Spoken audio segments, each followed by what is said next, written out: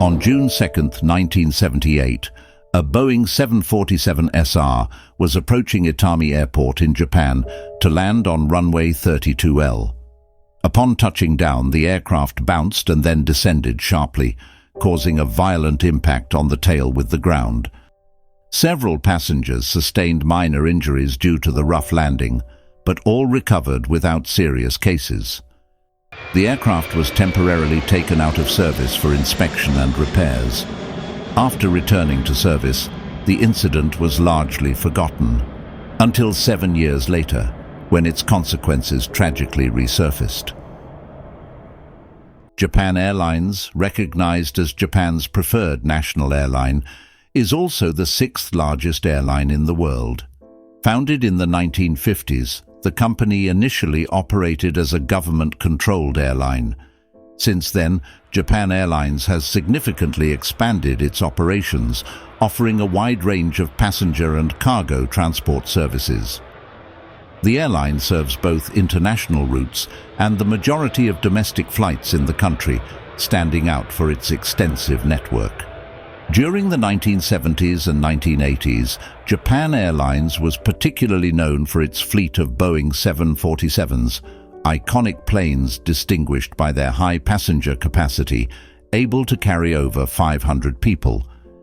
This high-density seating configuration made the flights extremely profitable. Even on relatively short routes, the airline often used large aircraft like the 747 to maximize efficiency and profits. The popularity and trust in Japan Airlines over the years have reinforced its crucial role in global aviation, maintaining its position as a pillar in both passenger transport and cargo logistics. Japan Airlines Flight 123. On the evening of August 12, 1985 at 6:12 p.m., the Boeing 747 SR, registered as JA8119, took off from Haneda Airport in Tokyo, bound for Osaka International Airport. This was Japan Airlines Flight 123, nearly fully booked due to the Obon holiday period when many Japanese people returned to their hometowns. On board were 509 passengers and 15 crew members, including Captain Masami Takahama, First Officer Yutaka Sasaki, and Flight Engineer Hiroshi Fukuda. All were highly experienced professionals familiar with this route. At 6:24 p.m., when the plane reached an altitude of 24,400 feet, approximately 7,300 meters, a loud bang was heard throughout the aircraft, and the cabin quickly filled with a thick fog due to sudden decompression. The cabin crew immediately recognized the danger, and oxygen masks were automatically deployed for the passengers. In the cockpit, alarms sounded, and Captain Takahama was recorded saying, "Not good, something exploded." The crew immediately issued a distress call and attempted to return to Haneda, making a sharp right turn. During this maneuver, it became clear that the aircraft was responding irregularly. First Officer Sasaki struggled to control the plane, and soon Flight Engineer Fukuda reported that hydraulic pressure was rapidly dropping, indicating that the hydraulic lines had been damaged. This meant that essential functions such as the rudder, flaps, and ailerons were compromised. The crew desperately tried to descend to a breathable altitude, but the lack of control made this impossible. The situation worsened as the crew began to suffer from hypoxia, a condition caused by a lack of oxygen that leads to mental confusion and slow responses. The plane entered a phugoid cycle, alternately climbing and descending uncontrollably. Additionally, the absence of the vertical stabilizer caused severe Dutch rolls, making the aircraft sway from side to side. Witnesses on the ground described the scene as a plane flying like a drunken bird. Inside the cabin, flight attendants tried to calm the passengers and assist them with their oxygen masks. Many passengers, realizing the severity of the situation, began writing farewell messages to their loved ones. Air traffic control continuously attempted to contact the aircraft, but the responses were inconsistent due to the crew's condition. For about half an hour, the aircraft remained airborne, gradually losing altitude while the crew tried various methods to regain control, including adjusting engine power and manipulating the flaps and landing gear.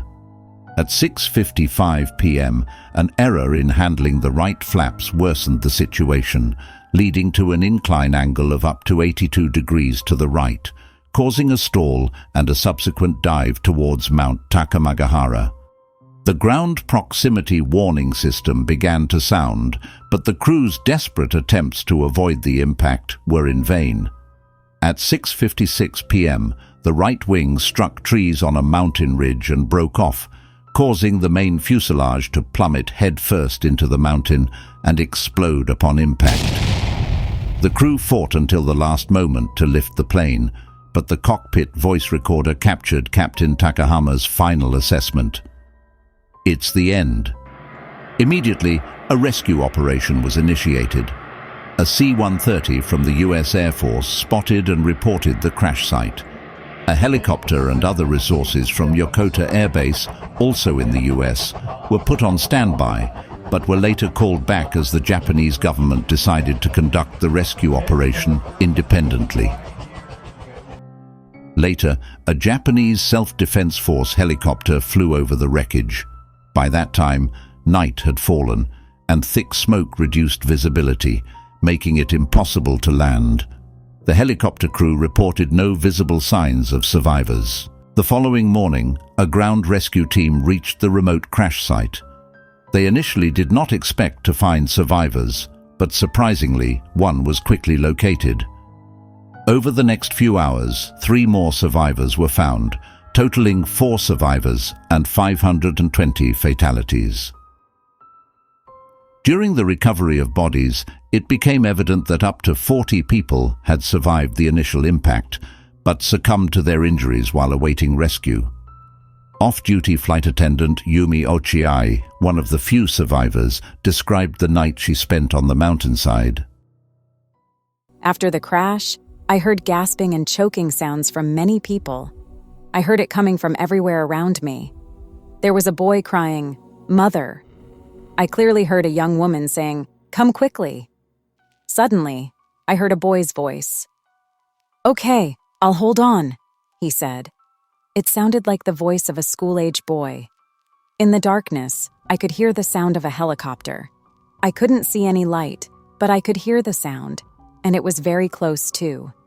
We will be saved, I thought, and waved frantically. But the helicopter moved away. "Don't go!" I waved desperately. "Help!" But the sound faded. I could no longer hear the voices of the boy or the young woman. The consequences. This tragic account highlights the crucial importance of a quick and effective response in rescue operations and underscores the ongoing need for improvements in emergency protocols to prevent similar losses in the future. The Japan Aircraft Accident Investigation Commission was tasked with discovering how a tragedy of this magnitude could occur. Upon examining the aircraft's maintenance records, they found that the plane had suffered a tail strike during a rough landing in 1978. To repair the damage, the plane was sent to Boeing, where mechanics and engineers installed a metal plate to reinforce a damaged bulkhead. However, the repair was done inadequately. Instead of using one continuous plate, 2 separate plates were used, creating an uneven stress load on the structure. After thousands of takeoff and landing cycles, the plate weakened and eventually ruptured on August 12, 1985. The rupture severed the aircraft's hydraulic lines, resulting in the loss of control that doomed the flight. This revelation caused significant public outrage.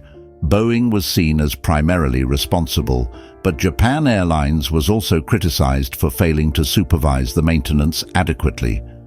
Consequently, many passengers avoided flying with the airline for a period. Japan Airlines paid approximately $780 million yen, or 7.6 million USD, in compensation to the victims' families, and the company's president resigned. The disaster of Flight 123 inspired Denny Fitch, a flight instructor in the United States, to conduct simulations of hydraulic failures. This experience proved invaluable when United Airlines Flight 232 lost its hydraulic systems during a flight. Fitch, who was on board as a passenger, helped the crew make a partially successful emergency landing, saving many lives. In 2006, the Safety Promotion Center was inaugurated at Haneda Airport, showcasing artifacts from the plane and the deceased passengers to educate future crews and passengers about the importance of air safety. In 2009, a memorial was installed at the crash site, along with steps to facilitate access for the victims' families.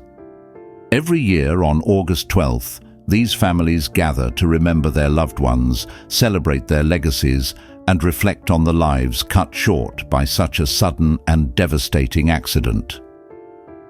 And what about you? What do you think? Who was truly responsible for this tragedy? Boeing for inadequate maintenance, or Japan Airlines for failing in supervision? Do you believe that the Japanese government should have accepted the American help, which could have saved more lives, or would it have been irrelevant at that moment? Share your opinion in the comments below. Thank you for watching until the end. Don't forget to like the video and subscribe to the channel for more stories and analyses. See you in the next video.